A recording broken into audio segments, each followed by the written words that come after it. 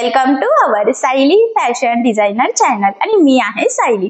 तर तुम्हा सर्वांचं आपल्या आजच्या नवीन अशा छानशा व्हिडिओमध्ये मी मनापासून खूप खूप स्वागत करते। तर कसे आहात तुम्ही? नक्कीच मस्त आणि मजेत असणार आहात आणि आपल्या आजच्या छानशा व्हिडिओला सुरुवात करूया। तर बघा मग आज मी तुमच्यासोबत खूप सुंदर latest trending blouse design share करणार आहे। ऍक्च्युअली आपल्याला त्याच डिझाइन बघून खूप कंटाळा येतो, वेगळी युनिक ब्लाउजला खूप सुंदर लुक येणारी, कधी कधी कस्टमरला सुद्धा नवीन डिझाइनची आयडिया द्यायची असते तर काय द्यावे हे सुचत नाही। सो आजची जी काही डिझाइन आहे खरं तर ही खूप सुंदर आहे, त्याची आयडिया तुम्ही तुमच्या कस्टमरला नक्कीच देऊ शकता आणि आय होप सो आजची लेटेस्ट ट्रेंडिंग न्यू लुक मधली डिझाइन तुम्हाला आणि तुमच्या कस्टमरला सुद्धा नक्कीच आवडेल। सो चला मग आता वेळ न घालवता आपण आपल्या आजच्या छानशा व्हिडिओला सुरुवात करूयात आणि हा व्हिडिओ तुम्ही स्किप न करता पूर्ण नक्की बघा, जेणेकरून तुम्हाला आपला आजचा हा व्हिडिओ बघून अशी छानशी लेटेस्ट ट्रेंडिंग ब्लाउज डिझाइन बनवणं खूप सोपं जाईल। आणि महत्त्वाचं म्हणजे याची पद्धत इतकी सोपी आहे की बाय चान्स जरी तुम्ही कोणी नवीन शिकत असाल तरी सुद्धा तुम्हाला आपला आजचा हा व्हिडिओ बघून अशी छानशी डिझाइन सहजच बनवता येईल। ठीक आहे, सो चला मग आपण स्टार्ट करूयात।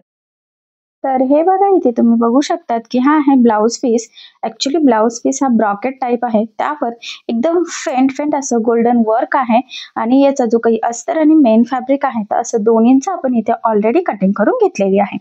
सो सगळ्यात आधी आता मी तुम्हाला याचं मेजरमेंट कसं आहे ते सांगते, म्हणजे तुम्हाला तुमच्या मापानुसार या डिझाईनसाठी कटिंग स्टिचिंग सहजच करता येईल। तर बघा मग इथे ब्लाउजची उंची आहे 12, 1 इंच मार्जिन, असं टोटल आपण 13 इंचाला मार्किंग करून घेतलेली आहे। त्यानंतर इथून 2.5 इंच गळा रुंदी आणि 5.5 शोल्डर अशा पद्धतीची पूर्ण मार्किंग इथे खरं तर आपण केलेली आहे। एवढंच नाही, त्याचा जो काही मुंडा आहे तर तो सुद्धा आपण इथे 5.5 इंचाचा घेतलेला आहे। 1.5 ला मार्किंग करून बॅक साईडच्या मुंड्याचा शेप सुद्धा दिलेला आहे। इथून घेतलेला आहे छातीचा चौथा भाग अधिक 1.5 इंच किंवा 2 इंच मार्जिन तुम्ही ऍड करू शकतात। इथे मी 2 इंच मार्जिन ऍड केलं आणि टोटल 10 इंचाला मार्किंग करून हा बॅक पार्ट कटिंग करून घेतलेला आहे। सो बघा मग सगळ्यात आधी आता गळ्याची जी काही मार्किंग आहे तर ती आपण अस्तरच्या बॅक पार्टवर करून घेऊयात। तर तुमचा जेवढा गळा असेल त्यामध्ये अर्धा इंच एक्स्ट्राचं मार्जिन ऍड करायचं। तर बघा मग मी इथे 9 इंचाला मार्किंग केलेली आहे। 8.5चा गळा होता, 2.5 इंच गळा रुंदीची खाली आणि वरती दोन्ही साईडला खरं तर इथे मार्किंग करून घ्यायची आणि त्यानंतर पट्टीच्या सहाय्याने इथे आपल्याला एक बॉक्स ड्रॉ करायचा आहे। तर ही आपली बेसिक स्टेप आहे। तुमचा गळा कुठलाही असो, सगळ्यात पहिले आपल्याला ह्या पद्धतीने इथे मार्किंग ही करावी लागते। आता बघा, या पद्धतीने हा बॉक्स ड्रॉ झाल्यानंतर तुमचा जेवढा गळा असेल किंवा जो काही गळ्याचा शेप असेल तर त्याची मार्किंग करायची। तर इथून बघा मी 2.5 इंचाला मार्किंग केलेली आहे। त्यानंतर तिथून बाहेरच्या साईडने 1 इंचाला मार्किंग करते आणि मग आता जो काही आपला शेप आहे तर तो इथे ड्रॉ करून घेते। तर बघा इथून या पद्धतीने कर आपल्याला इथे पर्यंत ड्रॉ करायचा आणि इथून वरच्या साईडने म्हणजे थोडासा पंचकोनी आहे, पण जो काही खालचा शेप आहे तर तो जास्त आपण गोलाकार असा घेतलेला आहे, कर जास्त घेतलेला आहे, एवढाच फरक आहे। सो बघा मग अशा पद्धतीने गळ्याची मार्किंग करून झालेली आहे। तर मी थोडी डार्क करते जेणेकरून ती तुम्हाला लवकर दिसेल। आणि आता आपण जी काही मार्किंग केलेली आहे एक्झॅक्टली यावरच कटिंग करून घेऊयात। सो बघा, तुम्हाला जर का कॅनव्हास पेपर लावून हा गळा रेडी करायचा असेल तर तुम्ही करू शकतात, पण बिना कॅनव्हासचा सुद्धा हा गळा खूप सुंदर असा रेडी होतो। सो मग तुम्ही बिना कॅनव्हास पेपरचा सुद्धा करू शकतात।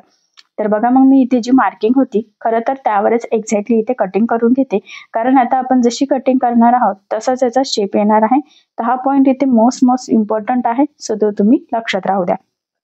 आणि बघा मग मी इथे ह्या पद्धतीने परफेक्ट अशी गळ्याची कटिंग करून घेतली। सो बघा मग अशा पद्धतीने आपण अस्तरवर गळ्याची कटिंग केलेली आहे। आता आपण इथे स्टिच करायला स्टार्ट करूयात। तर बघा मग आता इथे सगळ्यात आधी आपल्याला अस्तर आणि मेन फॅब्रिक एकमेकाला जोडून घ्यायचं आहे।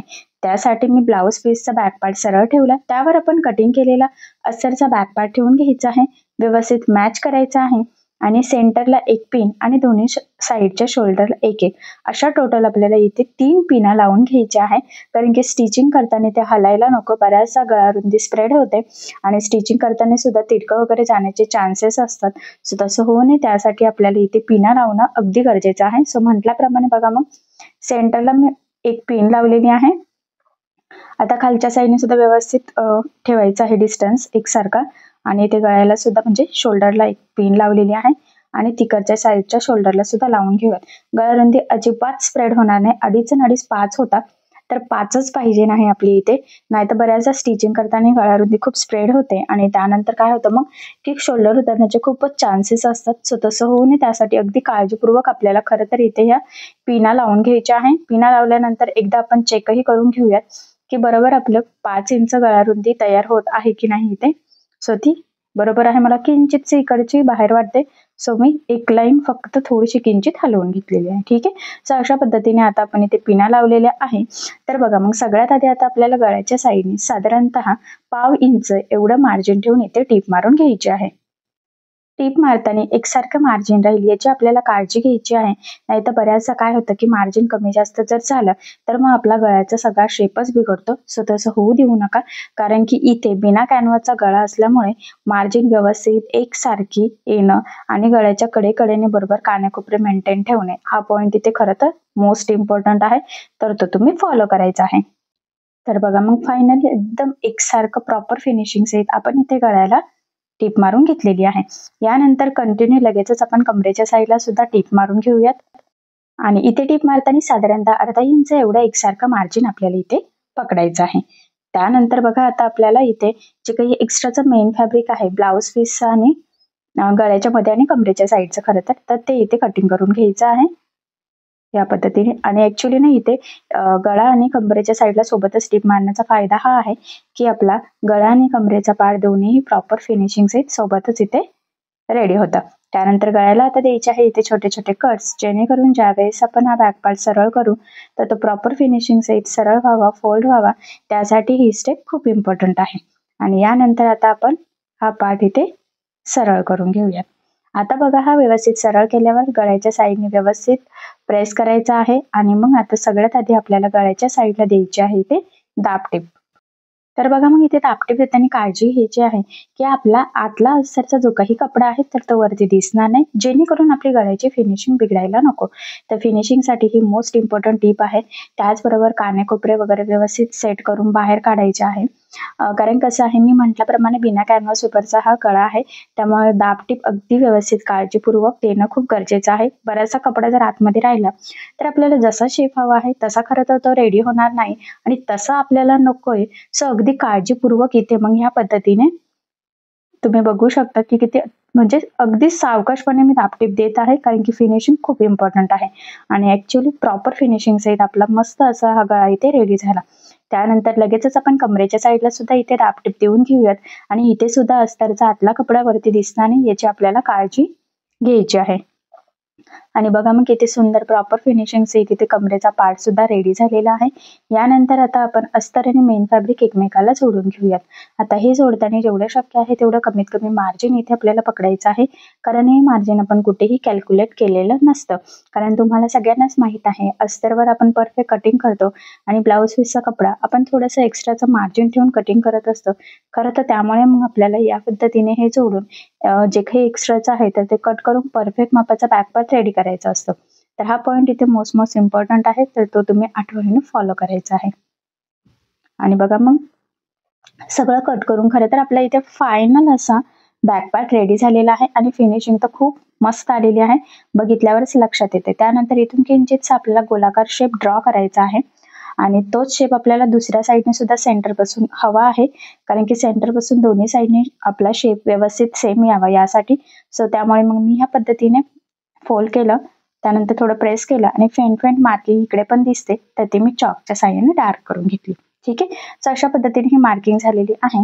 त्यानंतर आता ब्लाऊज पीसची पट्टी घेतली. इथे तुम्ही कॉन्ट्रास्ट कपडा पण यूज करू शकतात, बट मी मॅचिंगच घेतलेला आहे. आणि 1 इंच एवढं मार्जिन ठेवत इथे खरं तर मी टीप मारून घेते. तुम्हाला आता ही पट्टी किती जाड वगैरे हवी आहे खरं तर त्यावर ते डिपेंड आहे.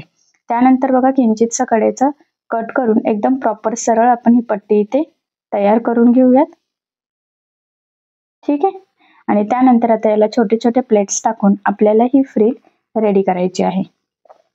फक्त एवढंच आहे की फ्रिल रेडी करताना त्यामधला जो काही डिस्टन्स आहे तर तो कमी जास्त होणार नाही, एकसारखा येईल याची आपल्याला काळजी घ्यायची आहे, कारण फिनिशिंगसाठी खूप खूप इम्पॉर्टंट आहे. जर का तुम्ही या प्लेट्स छोट्या मोठ्या जवळ लांब असं जर केलं तर सगळं लुकच बिघडेल आणि ब्लाऊज डिझाईनची फिनिशिंग अजिबात चांगली येणार नाही. सो त्यामुळे अगदी काळजीपूर्वक आपल्याला या छोट्या छोट्या प्लेट्स टाकून फ्रिल रेडी करून घ्यायचं आहे. सो बघा मग हे फ्रिल आपलं रेडी झालेलं आहे. जर आपल्याला कमी पडलं तर अजून आपण नंतर तयार करून घेऊयात. आता हे रेडी केलेलं फ्रिल आपल्याला बॅकनेक डिझाईनला लावायचं आहे, तर आपण लावून घेऊयात. जी मार्किंग केली होती बघा चॉकच्या साह्याने फेंट बरोबर त्याच मार्किंगवर खरं तर आपल्याला हे फ्रिल लावून घ्यायचं आहे. फक्त व्यवस्थित एकसारखा आपला शेप मेंटेन राहील याची आपल्याला काळजी घ्यायची आहे. आणि इथून बघा आता छोटंसं मी पुन्हा फ्रिलचं जॉईंटच देऊन घेत आहे, कारण की आपल्याला ते पुरलेलं नाहीये. ठीक आहे. जर का तुमच्याकडे कंटिन्यू मोठी पट्टी असेल तर तुम्हाला डायरेक्ट ते पुरू शकतं, पण इथे माझ्याकडे कंटिन्यू मोठी पट्टी नव्हती, त्यामुळे मग ते पुरलं नाही. तर 2 वेगवेगळे फ्रिल आपण इथे जॉईन करून घेतलेले आहे. त्यानंतर किंचितचं इथलं कट करून सगळं व्यवस्थित सरळ सेट करून घ्यायचं आहे. अजून मोस्ट इम्पॉर्टंट पॉईंट इथे हा आहे की हे कट करताना चुकूनही ब्लाऊजला कुठेही कट जाणार नाही याची काळजी घ्यायची, कारण बऱ्याचदा गडबडीमध्ये तसं होत असतं. सो तसं होऊ देऊ नका. ठीक आहे. आता बघा किती छान प्रॉपर शेपमध्ये आपण ही फ्रिल लावून घेतलेली आहे. आता इथे आपल्याला एक लेस यूज करायची आहे. तुम्ही तुमच्या आवडीनुसार कुठलीही लेस यूज करू शकता किंवा साडीला मॅच होणारी पण लेस इथे यूज केली तरी सुद्धा चालणार आहे, किंवा ब्लाऊजला मॅच होणारी. तर बघा मग मी इथे गोल्डन आणि थोडंसं मोरपंखी कलर कॉम्बिनेशनची लेस घेतलेली आहे, त्रिकोणवाली. त्रिकोणच्या लेसचा सध्या ऍक्च्युली खूप ट्रेंड चालू आहे. तुम्ही इथे तुमच्या आवडीनुसार कुठलीही लेस यूज करू शकतात किंवा तुमच्या कस्टमरला कशी आवडते त्यावर सुद्धा ते डिपेंड आहे. तर बघा मग मी इथे लावायला सुरुवात केलेली आहे. खरं तर आपल्याला वरच्या साईडने डायरेक्ट लावायचं आहे, म्हणजे जो काही मेन गळा आहे तिथे आधी लावायचा आहे आणि त्यानंतर फ्रिलला आपण लावणार आहोत. सो बघा मग मी म्हटल्याप्रमाणे इथून व्यवस्थित अगदी काळजीपूर्वक आपला शेप कुठेही चेंज होणार नाही याची आपल्याला खरं तर काळजी घ्यायची आहे. कारण बऱ्याचदा होतं काय की आपण गडबडीमध्ये ना कशी पण पटपट पटपट लेस लावतो आणि ती प्रॉपर न लागलं गेल्यामुळे आपलं सगळं फिनिशिंग बिघडतं. सो तसं होऊ देऊ नका. अगदी काळजीपूर्वक खरं तर आपल्याला ही लेस लावून घ्यायची आहे आणि आपला जसा शेप आहे गळ्याचा तर तो मेंटेन राहायला पाहिजे याची सुद्धा आपल्याला काळजी इथे खरं तर घ्यायची आहे. आणि अजून इम्पॉर्टंट म्हणजे जिथे कानेकोपरे आहेत तिथे लेस आपल्याला व्यवस्थित फोल्ड करायची आहे, म्हणजे ती प्रॉपर फिनिशिंग सहित लागली जाईल. त्यानंतर दुसऱ्या साईडने सुद्धा बघा आपल्याला ह्या लेसला टीप मारून घ्यायची आहे. ऍक्च्युली मी नेहमी सांगत असते लेस जाड बारीक कशीही असो, शक्य असल्यास दोन्ही साईडने टीप टाकायचे. त्याचे 2-3 फायदे आहे. महत्वाचं म्हणजे लेस तरंगत नाही, ती पॅक लागली जाते, ती कुठे गोळा होत नाही आणि सगळ्यात इम्पॉर्टंट म्हणजे फिनिशिंग सुद्धा खूप सुंदर येते. सो तुम्ही सुद्धा जेवढं शक्य आहे तेवढं तुम्ही लेसला खरं तर दोन्ही साईडने टीप मारण्याचा प्रयत्न नक्कीच करायचा. ठीक आहे. तर बघा गळ्याच्या साईडने आपण ही छान अशी प्रॉपर फिनिशिंग सहित लेस लावून घेतलेली आहे.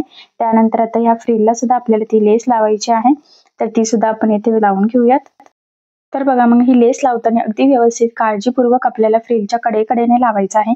ती अशा पद्धतीने लावायची आहे की फ्रिलचे कुठून धागे वगैरे आपले निघायला नको आणि एकदम प्रॉपर व्यवस्थित शेपची म्हणजे काळजी घ्यायची आहे आपल्याला की कुठेही शेप वगैरे चेंज व्हायला नको, लेस वर खाली व्हायला नको यासाठी. आणि बघा इथे सुद्धा लेसला खरं तर मी दोन्ही साईडने टीप टाकून घेत आहे, म्हणजे लेस पॅक लागली जाईल, फिनिशिंग सुंदर येईल आणि या छोट्या मोठ्या गोष्टी तुम्ही आवर्जून फॉलो करायच्या आहे. सो बघा मग फायनल किती छान प्रॉपर फिनिशिंग सहित आपण या फ्रिलला सुद्धा इथे लेस लावून घेतली. त्यानंतर इथून कडेने टीप मारून फ्रिल आपल्याला इथे ब्लाऊजला अटॅच करून घ्यायची आहे, कारण ती आपण अटॅच केली नव्हती, ती इझिली होते म्हणजे साईडने फक्त. अशी तर आपण ती व्यवस्थित प्रॉपर जोडलेली आहे, पण मुंड्याच्या साईडने बाकी होती. एक्स्ट्राचा कट करून घेतला आणि परफेक्ट मापाचा आपला इथपर्यंतचा बॅक पार्ट रेडी झालेला आहे. यानंतर बॅक साईडला टक्स टाकून घेऊयात. खरं तर फ्रिल लावण्याच्या आधी जरी टक्स टाकले तरी सुद्धा चालेल किंवा फ्रिल लावल्यानंतर टाकले तरी सुद्धा चालेल, म्हणजे आता तुम्हाला कसं जमते त्यावर ते डिपेंड आहे. आता बघा सेंटर पासून 4.5 आणि उभा 4 इंचच्या टक्स पॉईंटची मी मार्किंग इथे करून घेतलेली आहे. गळा जर अजून डीप असेल आणि आपलं फ्रिल अजून खाली येत असेल तर मग 3.5चे जरी तुम्ही टक्स घेतला तरी चालेल. ठीक आहे. आणि बघा मग या पद्धतीने तिरका टक्स टाकायचा, टक्सला नेहमी डबल टिप द्यायची. त्याचबरोबर सुरुवातीला सुद्धा डबल टिप देऊन व्यवस्थित लॉक करायचं, जेणेकरून तिथून शिलाई निघणार नाही. सेम त्याच पद्धतीने दुसऱ्या साईडने सुद्धा आपण इथे टक्स टाकून घेतलेला आहे बघा, कारण की जर टक्स निघला तर ब्लाऊज लवकर खराब होतो. सो तसं होऊ देऊ नका. आणि बघा एकदम छान प्रॉपर असे बॅक टक्स आपले टाकून झालेले आहे आणि नक्कीच फिटिंगला ब्लाऊज मस्त बसेल. त्यानंतर आता मी रेडीमेड 1 मीटर नॉट घेतलेली आहे गोल्डन कलरची. तुम्हाला जर कापडी बनवायची असेल तर तुम्ही बनवू शकतात, बट आजकाल बऱ्याच कस्टमरची रिक्वायरमेंट ही रेडीमेड नॉटच असते. सो मग त्यामुळे मग मी सुद्धा इथे रेडीमेड घेतलेली आहे.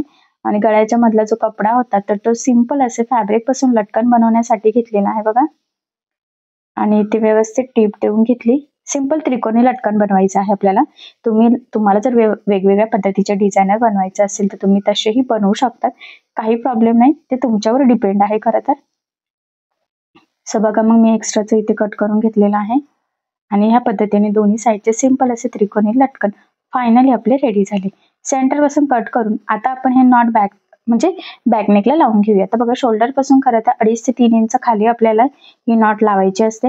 एक साईडची लावली की सेम तीच मार्किंग दुसऱ्या साईडला करून बरोबर एकाच लेवलमध्ये लावायचं, जेणेकरून फिनिशिंग सुंदर येते, फिटिंगला छान बसतं आणि व्यवस्थित एकाच लाईनमध्ये ते लागले सुद्धा जातात. आता हे नोट बांधून घेतलेलं आहे आणि फायनली आपला इथे बॅक पार्ट रेडी झालेला आहे. सो बघा मग पंचकोनी गळ्यावर खूप सुंदर अशी लेटेस्ट ट्रेंडिंग न्यू लुक मधली आपण ही डिझाईन इथे बनवून घेतलेली आहे. ब्लाउज पीसचाच कपडा यूज केलेला आहे, काही वेगळं यूज केलेलं नाहीये. आणि जर ब्रॉकेट टाईप ब्लाउज पीस असेल तर अशी डिझाईन तुम्ही नक्कीच बनवू शकता. नक्कीच या छानशा डिझाईनमुळे तुमच्या साडीला आणि ब्लाउजला खूप सुंदर असं लुक येईल. अशी छानशी डिझाईन तुम्ही नक्की ट्राय करून बघा. ठीक आहे. सो चला मग आता सगळ्यात इम्पॉर्टंट म्हणजे मी तुम्हाला अगदी सोप्या पद्धतीने डिझाईन सांगितलेली आहे आणि बऱ्याच कस्टमरला पंचकोनी गळ्यावर सुद्धा डिझाईन हवी असते आणि कशी बनवावी हे सुचत नाही. सो अशा न्यू लुक मधली डिझाईन तुम्ही नक्की ट्राय करून बघा. ठीक आहे. सो चला मग आता या डिझाईनची आयडिया तुम्ही तुमच्या कस्टमरला सुद्धा नक्कीच द्या. आय होप सो तुम्हाला आणि तुमच्या कस्टमरला सुद्धा ही डिझाईन नक्कीच आवडेल. सो नक्की ट्राय करून बघा आणि त्यामध्ये जर तुम्हाला काही प्रॉब्लेम येत असेल तर मला कमेंट करून नक्कीच कळवा. मी तुमच्या प्रश्नाची उत्तर देण्याचा नक्कीच प्रयत्न करेन. ठीक आहे. तर बघा मग फायनली खूप छान अशी आपली डिझाईन तयार झालेली आहे. महत्वाचं म्हणजे मी तुम्हाला या डिझाईनची कटिंग आणि स्टिचिंग दोन्ही पण अतिशय सावकाश स्टेप बाय स्टेप आणि खूप काही महत्वाच्या टिप्स अँड ट्रिक्स आहेत सांगितलेल्या आहे, जेणेकरून तुम्हाला आपला आजचा हा व्हिडिओ बघून अशी डिझाईन बनवणं खूपच सोपं जावं आणि नक्कीच या डिझाईनमुळे आपल्या साडीला आणि ब्लाउजला खूप सुंदर असं लुक येणार आहे. सो अशी लेटेस्ट ट्रेंडिंग डिझाईन तुम्ही नक्की ट्राय करून बघा. ठीक आहे. सो चला मग आता आपण आपला आजचा छानसा व्हिडिओ इथेच थांबूयात आणि तुम्हाला आपला आजचा व्हिडिओ कसा वाटला हे मला कमेंट करून नक्की कळवा. त्याचबरोबर आपला व्हिडिओ आपली डिझाईन आवडली असेल तर व्हिडिओला लाईक करायला विसरू नका आणि असेच नवनवीन छानसे व्हिडिओज बघण्यासाठी आपल्या सायली फॅशन डिझायनर या चॅनलला लाईक करा, शेअर करा आणि सबस्क्राईब करायला विसरू नका. ठीक आहे. सो चला मग भेटूया पुन्हा नवीन अशा छानशा व्हिडिओमध्ये. तोपर्यंत टेक केअर, काळजी घ्या आणि आपला आजचा व्हिडिओ शेवटपर्यंत पूर्ण बघितल्याबद्दल thank you so much. Bye bye.